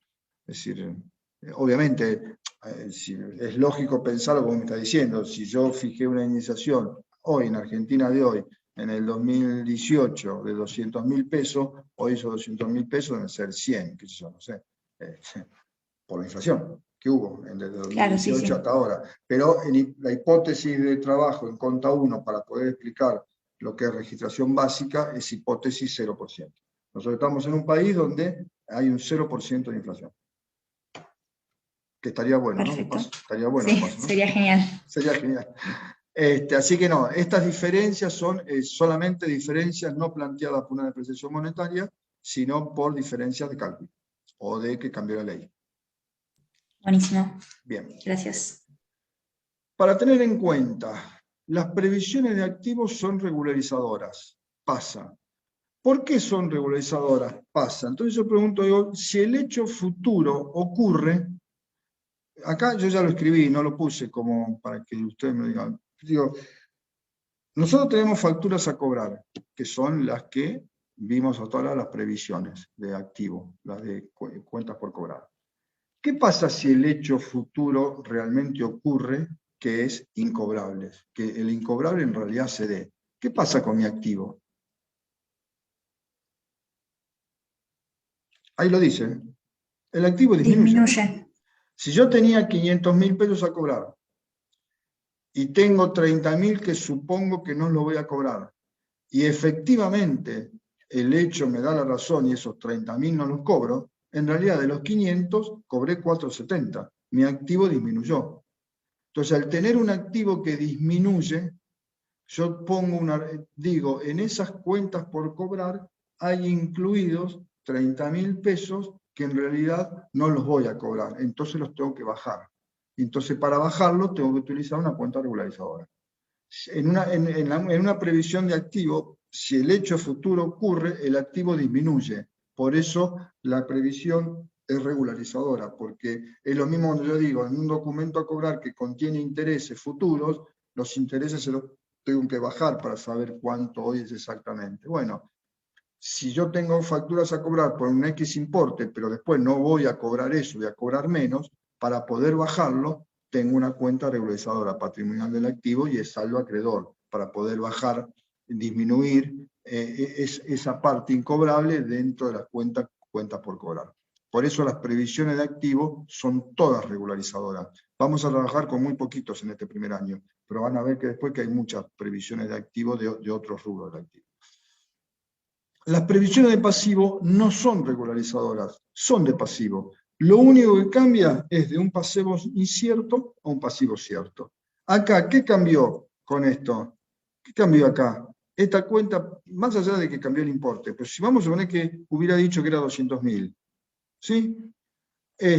Acá que era previsión para despido es incierto, indemnizaciones a pagar es cierto. ¿Sí? El único cambio que hay, suponiendo que hubiera sido el mismo importe, para no meter el importe, es que paso de un pasivo incierto a un pasivo cierto.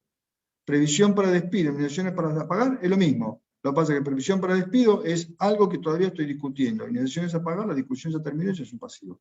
Entonces, las previsiones de pasivo no son regularizadoras, son de pasivo. Si el hecho futuro ocurre, el pasivo se confirma, es decir, pasa a ser un pasivo cierto.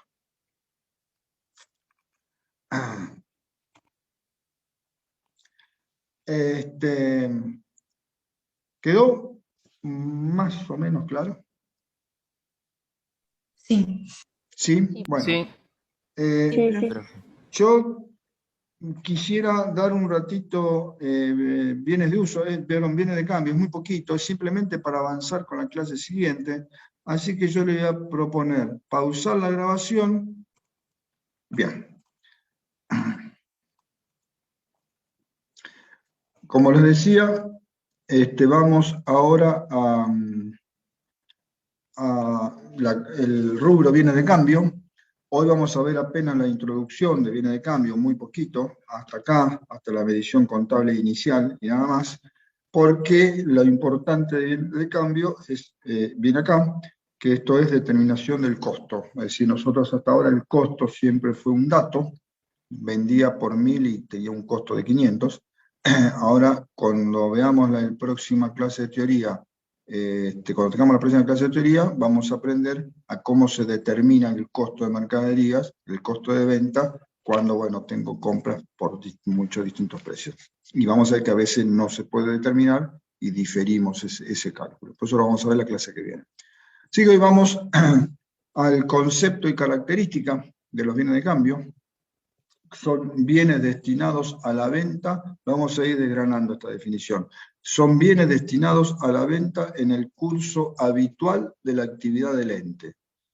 Son bienes destinados a la venta, pero en el curso habitual de la actividad del ente. Es decir, si yo vendo mostradores, lo que es bienes de cambio son los mostradores. Puedo tener un camión que, como compré uno nuevo, tengo uno usado que lo puse a la venta, y no es bien de cambio, porque si bien es un bien que está a la venta, no está destinado a la venta en el curso habitual de la actividad del ente. Después veremos qué será ese camión que tengo a la venta y que no uso. Pero bienes de cambio son aquellos bienes destinados a la venta en el curso habitual, es a lo que el ente se dedica. Profe, sí. ¿Sería la actividad principal del ente? Es la actividad principal del ente, exactamente. Es la actividad principal del ente. O los que se encuentran en proceso de producción para dicha venta. Es decir, si el ente es un ente comercial, está en la primera parte de la definición. Compro muebles y vendo muebles. Esos muebles que tengo para vender son bienes de cambio. Pero si los produzco, si yo los fabrico, es bien de cambio el mueble que ya tengo terminado para vender, como también es el bien de cambio las maderas que compré para hacer el mueble, las patas, la pintura, las manijitas para los cajones, es decir, todo lo que los clavos, todo lo que yo utilice para hacer ese bien, también es bien de cambio. Por eso dice, o que se encuentren en proceso de producción para dicha venta, o que resulten consumidos en la producción de bienes. Es decir, si yo produzco el bien y cierro el ejercicio y tengo bienes terminados, muebles terminados, tengo otros muebles que están por la mitad, que lo estamos armando, están en proceso de producción. Pero también tengo madera suelta, tengo la cola con la cual pego, tengo la pintura con la cual pinto, tengo los clavos que utilizo para clavar las patas, tengo las puntitas de las patas de goma, ¿sí? Todos esos materiales que utilizo para la producción del bien también son bienes de cambio. Es decir, que si la empresa es una entidad comercial que compra y vende, es la mercadería. Si es el proceso de producción, son los bienes que ya están terminados, los que están en proceso de producción, que están a medio terminar, y todos aquellos materiales e insumos que se consumen en esa producción. Y lo último es si la empresa presta un servicio. Si la empresa presta un servicio, por ejemplo, presta el servicio de limpieza, todos aquellos bienes que el ente tenga que resultan consumidos en la producción para la prestación del servicio, son bienes de cambio.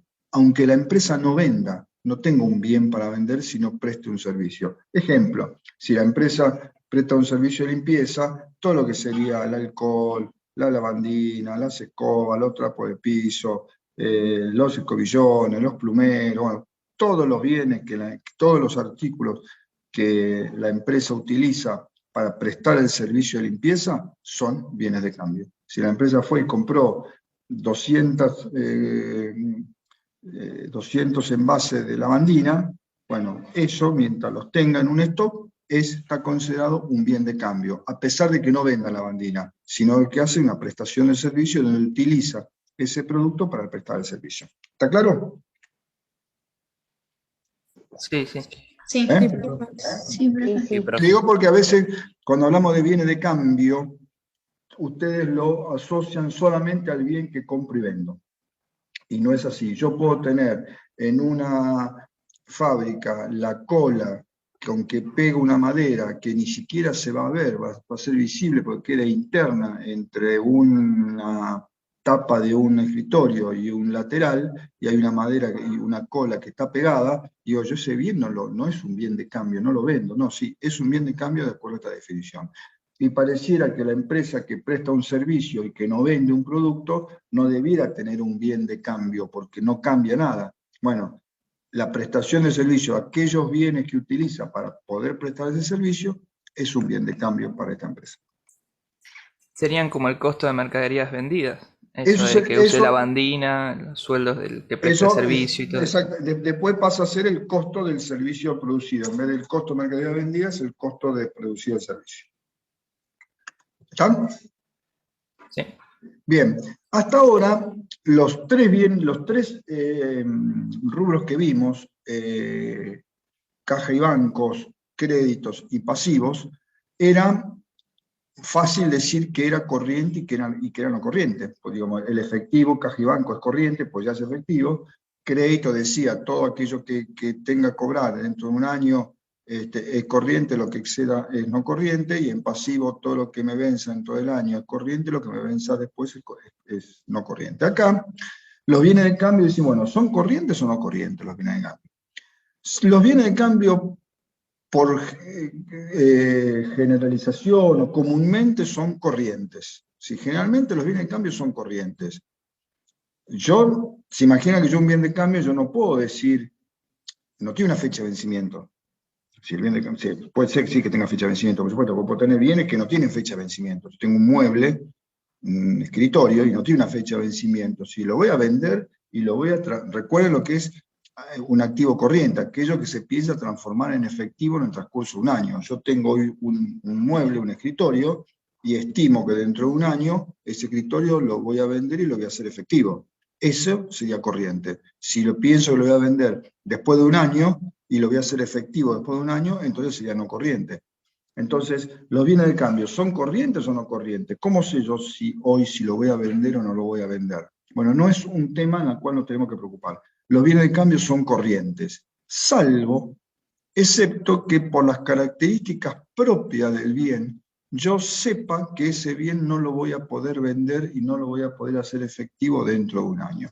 Entonces, todos los bienes de cambio son corrientes. El caramelo que vendo en un kiosco y la locomotora que vendo si produzco trenes, no sé. Todo es corriente, salvo aquello que por una propia característica del bien, yo sepa que no lo voy a poder vender dentro de un año, entonces sepa que con seguridad que no lo voy a poder transformar en efectivo. Ejemplo, acá tengo dos. Bebidas que necesitan largos periodos de añejamiento. Yo por las caras que ustedes veo que son consumidores de bebidas alcohólicas seguro, por algunas caritas así que vi. Bien, ejemplo, digo, bueno, tenemos algunas bebidas, una de las más largas de añejamiento que es el whisky. Si el ente produce whisky y tiene el whisky añejándose en cubas de roble, y ese whisky, hay whisky de un año, de 5, de 20, de 10 y de 20, supongo que sea de 5. Tengo un whisky de 5 años que necesita 5 años de añejamiento y va por el segundo año, estoy seguro de que por los próximos 3 años no lo voy a poder vender y por lo tanto no lo voy a poder transformar en efectivo. Entonces, en ese momento, en ese caso, ese bien sería un bien no corriente. Me escriben en el chat, pero como tengo yo maximizado mi pantalla, no lo veo. ¿Me están haciendo una pregunta o no? No, dicen que son unos santos, así porque no consumen. Sí, yo me di cuenta que eran unos santos así de entrada. Bien, lo que pasa es que para tantos, hay que encontrar similitudes entre los alumnos y los profesores, por eso estamos todos iguales. O las actividades forestales. Si la actividad forestal, si lo que planto, si el ente lo que va a vender es madera, y está criando álamos, y el álamo tiene que pasar 10 años para poder cortarlo y venderlo, sé que esa planta que está creciendo, ese activo que tengo, será no corriente. Es un bien de cambio no corriente porque estoy seguro que tengo que esperar 10 años para que crezca y para que y poder ser vendido y transformado en efectivo. Entonces, el bien de cambio es siempre corriente, salvo que por las características propias del bien, como es una extensión en su añejamiento, una actividad forestal. También tenemos, yo ahí dudo un poco a veces, pero también tenemos la construcción de los edificios. Una empresa que construye un edificio para poder ser vendido y lo va a vender cuando termina el edificio y el edificio va a estar 3 años construyéndose, sé que ese bien de cambio, que para eso es un bien de cambio, ese departamento que va a vender, no lo va a poder vender dentro de, hasta dentro de 3 años, entonces por eso será no corriente. Yo ahí dudo un poco, por eso no lo pongo como ejemplo, es un ejemplo porque digo, bueno, el bien de cambio, si bien es cierto que el departamento no lo puedo, la empresa estima que no lo va a vender, también si tiene una necesidad de fondo, lo puede vender a medio construir, lo va a vender más barato y va a tener plata. En los otros dos casos, yo no puedo sacar el whisky de adentro de la cuba de roble porque se va a arruinar y la planta no la puedo vender, no la puedo cortar al año porque corto un yuyo. Si tengo que esperar sí o sí los 10 o 20 años que crezca el álamo. Entonces, ahí sí no tengo dudas de que los bienes de cambio son no corrientes. ¿Está claro? ¿Lo entendieron el concepto? Profe, en el chat hay una pregunta. ¿Sí? Dice, ¿siempre son no corrientes o solo en un periodo? No, es decir, si yo estoy, es muy buena la pregunta. Yo puedo tener el whisky, vamos a llamar el whisky, tengo el whisky de 5 años, tendré por 4 años serán no corriente o por 3, y en el último año, donde ya me falta un año solo, y pues ahí va a ser corriente. La actividad forestal también, el álamo será por 20 años o por 18 años no corrientes, y cuando llegue el último año que sepa que ya está listo para cortar y venderlo, y pasaría a ser corriente. Profe, sí o sí los corrientes tienen que ser Espera, dinero. ¿quién me preguntó? La chica que no vi, ¿quién me preguntó? Daniela Benítez. Pero ahí me pareció Rocío que estaba hablando. Sí, pero yo te leí una pregunta del chat. Bueno, Daniela, está claro, Daniela, que como no veo el chat, que me diga si está claro la explicación. Es decir, va a ser primero no corriente, y cuando llega el momento en el cual sí está ante el último año de añejamiento, o el último año de crecimiento en el caso forestal, o en el último año de la construcción del edificio, ahí lo paso de no corriente a corriente. Sí, me decías, corté una pregunta. Yo, profe Ahmed, Sí, Ahmed. ¿los corrientes sí o sí siempre van a ser dinero? ¿O pueden, La definición pueden la definición de un activo corriente es aquellos que son efectivos o se van a transformar en efectivo. Ok, O sea que sí o sí es dinero. Es decir, si a mí, si yo cambio un bien de cambio y lo cambio por un bien de uso, ese bien de cambio hubiera sido no corriente. Porque en realidad no es que yo lo venda, es que es más, yo no me quiero meter, también es un tema de segundo año, no me quiero meter ahora, y hay un tema hasta de tercer año cuando es exposición, pero digo, ¿qué pasa si yo el bien lo vendo y estoy vendiendo en 18 cuotas? O en 36 cuotas. Si vendo en 36 cuotas el bien de cambio, vendo una heladera en 36 cuotas, no con tarjeta de crédito que lo cobro todo enseguida, pero si yo financio ente en 36 cuotas, que viene la señora a pagarme o el señor todos los meses una cuotita, en realidad las primeras 12 cuotas son no corrientes y las otras 24 son no corrientes. Pero no me quiero meter en eso porque excede un poquito lo que es este año. La definición es de corriente, activo corriente es el efectivo más todo aquello que se transforme en efectivo en el transcurso de un año contado a partir de la fecha de cierre de ejercicio. Entonces yo como concepto digo, el concepto de que sean generalmente corrientes porque va contra el razonamiento común comprar algo que no sé que no voy a vender, sobre todo teniendo inflación cero. Cuando nosotros tenemos inflación, en un país inflacionario como el nuestro, es normal que alguien compre sabiendo que no lo va a vender, porque sabe que si se queda con la plata se desvaloriza, y sin embargo, si compra el bien que no sea perecedero, ese bien se le va a revalorizar. ¿Estamos claros? ¿Me siguen el razonamiento? Si yo vendo escritorio, digo, prefiero tener un montón de escritorio apilado, aunque no los venda, antes de tener la plata, porque la plata se me va a desvalorizar, y si hay inflación, ese escritorio va a subir de precio. Pero la lógica indica que los bienes que se compran son para venderlos, y hacer plata y seguir la rueda de un negocio. Entonces, por eso es que se clasifican a los bienes de cambio generalmente como bienes activos corrientes, salvo estas excepciones. Bebidas con largo periodo de añejamiento, actividades forestales, y si quieren agreguen la actividad de construcción. ¿Está claro? La Sí, pregunta profe. que me hizo la chica,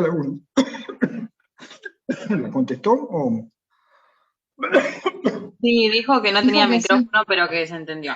Muy bien, gracias por los que me hacen de locutores. Bien, elementos integrantes. Nosotros hasta ahora siempre hemos trabajado con una sola cuenta, que es mercaderías o mercadería de reventa, porque siempre hemos hablado de entes comerciales.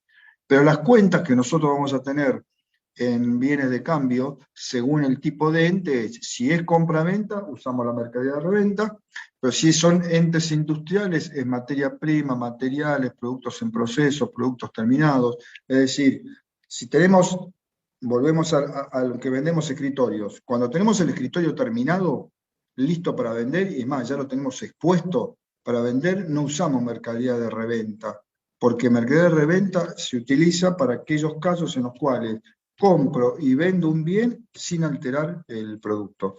Compro escritorios, vendo escritorios. Compro camisa, vendo camisa. Compro celulares, vendo celulares. Compro libros, vendo libros. No le hago nada, a lo sumo lo empaqueto, no le hago absolutamente nada. Ahí se utiliza mercadería de reventa. Cuando estoy en un ente industrial que lo fabrica, yo tengo materia prima, que generalmente son las partes principales. Es decir, supongamos un auto. Tengo la materia prima, que son las ruedas, la carrocería, el motor. Tengo un montón de productos que va a conformar un auto. Materiales es la soldadura, el pegamento, aquellos casos que son otro tipo de bien, más chiquititos, que por ahí no se ven, no se notan. Productos en proceso es el auto a medio terminal o el escritorio a medio terminal. Cerró el ejercicio y tengo 30 escritorios que los tengo ahí medio armados, pero todavía le falta la pintura, le falta la gomita en el tarugo, en las patas, y bueno, le falta algo. Y productos terminados cuando ya están listos para vender. Se llaman productos terminados. Entonces, estas son las cuentas que se usan de bienes de cambio en un ente industrial. Y en aquellos entes prestadores de servicio son generalmente materia prima, materiales, insumos. Es decir, no hay mucha diferencia entre una cosa y otra, pero generalmente la materia prima o los materiales son aquellas cosas que no se desgastan en un primer uso. Por ejemplo, los trapos de piso, las escobas, los escobillones. Se notan que yo limpio en casa, ¿vieron? ¿No? Ya se habrán dado cuenta.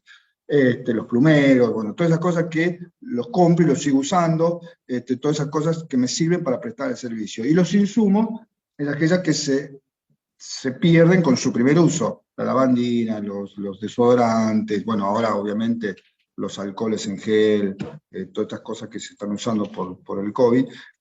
Bueno, es muy importante en las empresas de servicios. Las empresas de servicios de limpieza han tenido que hacer unos protocolos muy, muy estrictos.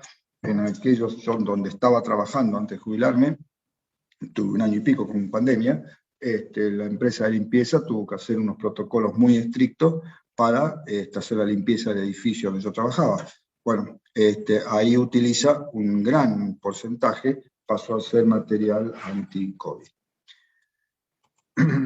Bien, vamos a ver la medición contable inicial y nada más. Si quieren yo les puedo poner una duda después, y después la volvemos a tomar. Son las 11:56, así que los bienes de cambio se evalúan en el momento de la incorporación a su valor de costo, sacrificio económico. Esto no cambia nada de la definición que dimos nosotros en la primera parte del curso, que los activos se incorporaban a su valor de costo, que es el sacrificio económico.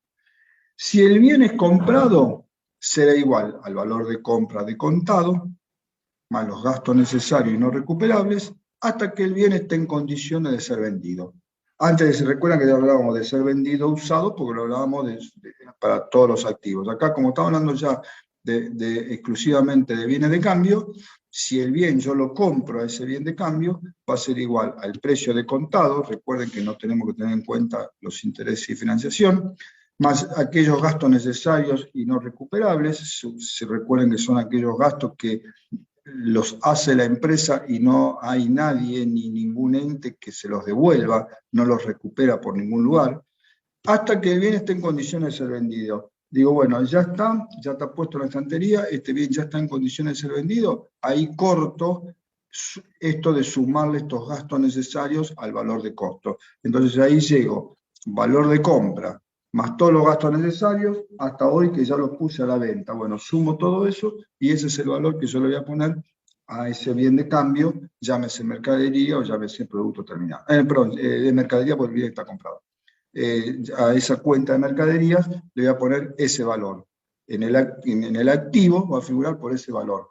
Valor de compra de contado más todos los gastos necesarios hasta el día de hoy, que ya los puse en la estantería. Todos los gastos que haga en forma posterior va a ir en una cuenta de gastos. Ya no van a ir sumados a ese costo de ese bien.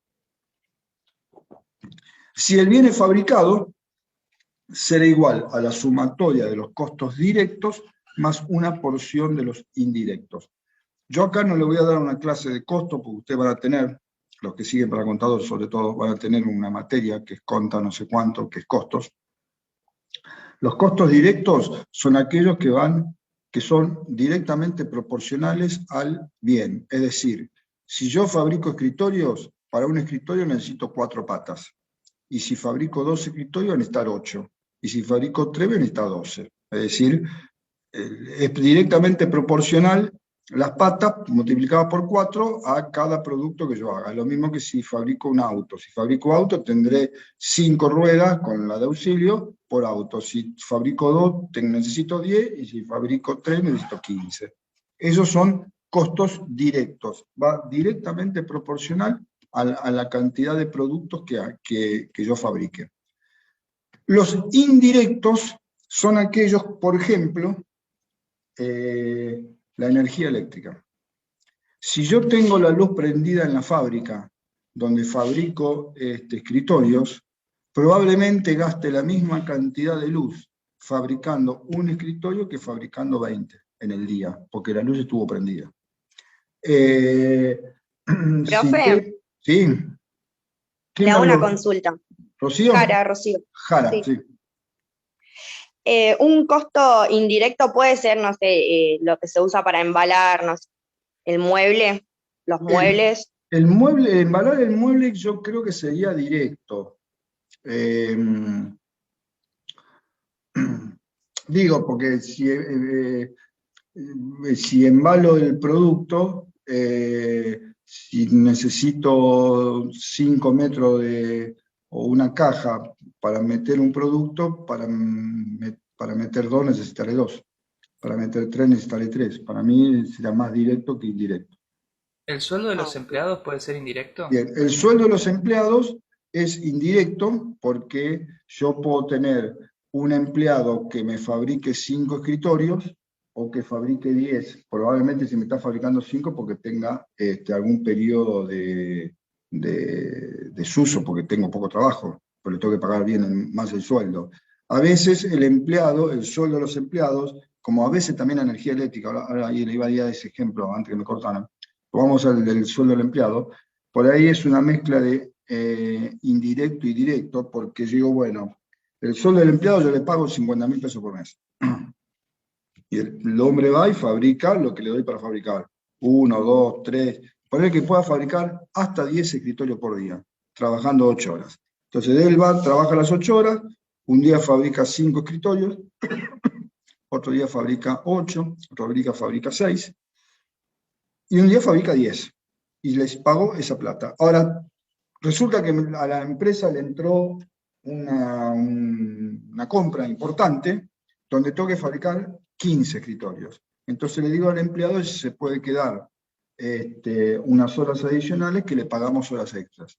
Entonces, va a ser indirecto hasta 10 escritorios, y la porción que va subiendo por día por las horas extras va a ser directo, porque no va a ser lo mismo, no se va a tener que quedar al mismo tiempo si fabrica 11, si fabrica 12, si fabrica 13, 14, 15 o 20. No sé si me siguen la idea. Sí, Entonces sí. hay algunos conceptos que son una mezcla de directo e indirecto. La energía eléctrica, en la fabricación de escritorios no creo que sea demasiado importante, pero en una empresa industrial donde se consuma mucha energía eléctrica, yo tengo, las empresas grandes tienen pactado con la prestadora de servicio eléctrico una cantidad de kilowatts que se consumen por día o por mes. Entonces digo, bueno, yo contrato, no es como en otras casas que no viene la luz así y yo no puedo hacer nada. En una empresa donde yo estaba, perdone que sea autorreferencial, pero cuando yo estaba se había contratado hasta, no me acuerdo cuánto era, de kilowatt creo que era por día o por mes, no me acuerdo. Ahora, hasta ese importe nosotros pagábamos X cantidad de pesos. Si gastábamos más luz, nos venía un adicional. Entonces, suponete que hay una fábrica que se consuma mucha energía, con esa energía yo puedo fabricar 30 autos por día, pero si fabrico más, ni siquiera es necesidad de horas extra, podría fabricar más, consumo más energía de las mismas 8 horas que estoy trabajando. Entonces la empresa me va a facturar un poco más, entonces la parte que excede va a ser directa. Profe, te hago una pregunta. Sí, Rocío. Sí, ¿cómo la energía de la luz, por ejemplo, yo tengo impresoras 3D y a veces no sé cómo calcularle en el costo la luz? O sea, como el costo indirecto, o sea, yo el costo directo es el material que uso, Sí. pero y el indirecto, la luz, ¿cómo se lo calculo? Lo que pasa es que para hacer ese cálculo, igual no estamos recontra excediendo, recuerden que hay una materia para esto. Pero en ese cálculo vos tendrías que saber cuánto gastarías de luz estando con el negocio cerrado, que tenés un mínimo. Si vos dices, bueno, si yo estoy con el negocio, se puede averiguar, uno va a la prestadora de servicio y te lo dicen. Digo, yo tengo este comercio, si yo lo cierro durante todo un mes, ¿cuánto me cobran de luz? Porque tenés un consumo mínimo fijado aunque no lo consumas. Dice, bueno, entonces te dicen, de 0 hasta 100 le cobramos este importe. Si usted está cerrado, le vamos a cobrar por 100 kilowatts, ¿sí? Y le vamos a cobrar 10.000 pesos. Cuando estás abierto, todo lo que supere de 100 kilowatts, hasta 100 sería indirecto, y lo que supere de 100 sería directo. Porque va a ir aumentando a medida que vos trabajes más con impresora 3D. ¿Trabajás en impresora 3D en serio? Sí, tengo 3 y nada. Eso, hay Porque, veces que es complicado porque calcular las cosas. me acabo de comprar un sostenedor para la notebook en una impresora 3D Claro, que me la sí. hicieron. Mira vos, capaz que me la hiciste vos, yo no sé. Bueno,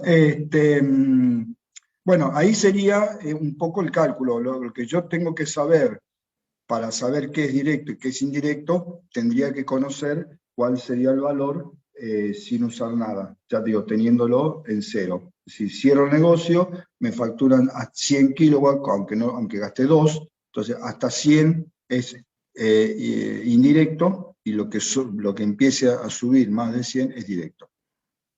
Igual Ok. esto, les recuerdo, ya esto simplemente es nada, ni siquiera lo vamos a ver ahora en contabilidad esto. Hay toda una materia que es cálculo de costos. Que ya digo, debe ser conta 4, conta 5, me imagino. Bien, creo que hasta acá queda lo que yo quería llegar. Si quieren, a ver cómo estamos. Acá ves que viene determinación del costo de salida.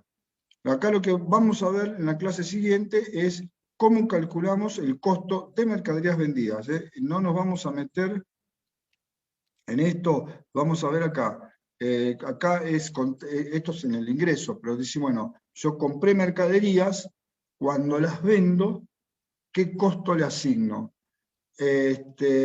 Si fíjense que si quieren, después lo vamos a tomar esto, pero el planteo es este. Hasta el momento nosotros, cuando vendemos, registramos el asiento de venta y el de costo. Por ejemplo, caja ventas por 15.000, costo mercadería por 10.000. El costo, o era muy fácil de calcular, porque yo primero le decía, compré mercadería por 10.000 y esas mercaderías las vendo por 15, con lo cual el costo ya le estaba diciendo que era de 10, o directamente le planteo esto, le digo, vendo por 15.000 y el costo de 10.000. Entonces ustedes tienen el asiento. Y acá con esto vamos a terminar y después vamos a arrancar el martes. Pero por ejemplo, compramos 100 unidades de mercaderías a 100 pesos. Después se compran 90 unidades de mercaderías a 110. Después se compran 120 unidades de mercaderías a 115. Luego se venden 130 unidades a 200 pesos. Las 130 unidades a 200 pesos, el asiento, no tengo dudas, es caja en efectivo, no lo dice, pero en efectivo, caja venta por 26.000. ¿Sí? 130 por 200, da 26.000 pesos. ¿Cuánto es el costo? Vendí 130 unidades y acá compré 100 a 100, 90 a 110, 120 a 115. No quiero la respuesta ahora, porque la respuesta es lo que va a venir después. Pero, ¿y el costo? ¿A qué valor unitario registramos estas 130 unidades? ¿Cómo conocemos costo de mercadería? ¿A 100? ¿A 110? ¿A 115? ¿Un promedio? Es pregunta. Lo vamos a ver en la clase que viene, así que no se pidan el segundo capítulo de la saga de bienes de cambio. ¿Te decimos bueno. o no? Entonces, no entiendo. No lo digan, porque aparte, es más, si querés, te digo, las tres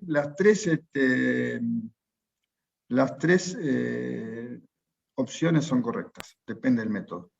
No spoileé, Pensé que profe, era no spoileé para los... ¿Cómo? Para los Pensé que era vienen. como que no spoilees, que no que no anticipes, o que no, Que no no tiene. cuentes. Bueno, continuará a poner Rocío Malén, por eso le digo, yo ahí le dije que no se pierdan el segundo capítulo de la saga de bienes de cambio. No, yo pensé que era como con el dólar, viste, que tenés que decir cuál dólar cambiás, tipo, Claro, pero claro. no. Bueno, acá nosotros, en la clase que viene, ya digo, no es este martes, sino el próximo, ya estaremos en junio, parece mentira. Vamos a empezar directamente de esta filmina, vamos a ver si lo podemos terminar en una sola clase. No sé si largo, es difícil de entender. Es con muchos números, muchas cositas, así que vengan descansaditos para ese martes, porque y además es un tema recontra importante. Va el parcial seguro, va el final seguro, los que vayan a final oral, el 80, el 70 o el 50% van a elegir bien el cambio para rendir, y yo le voy a apuntar por el costo de la verticalidad vendida. Así que hay que saberlo, es un tema de los que, si no se sabe este tema, es difícil aprobar la materia, porque es casi básico. Y así, no me acuerdo si fue Rocío la que me dijo, así puede calcular el costo de sus trabajos en impresoras 3D. Yo. Bueno chicos, hasta acá llegamos. Nos vemos el martes de junio con Mabel, creo que tienen clase, hoy que jueves, mañana. Mañana van a ver cuentas por cobrar con Mabel, y no sé si verán pasivo también. Bueno, que tengan buen fin de semana, chicos. Y aguanten. Gracias, profe. Nos vemos. Nos vemos. Adiós, igualmente. Nos vemos. Igualmente. Chao, chao.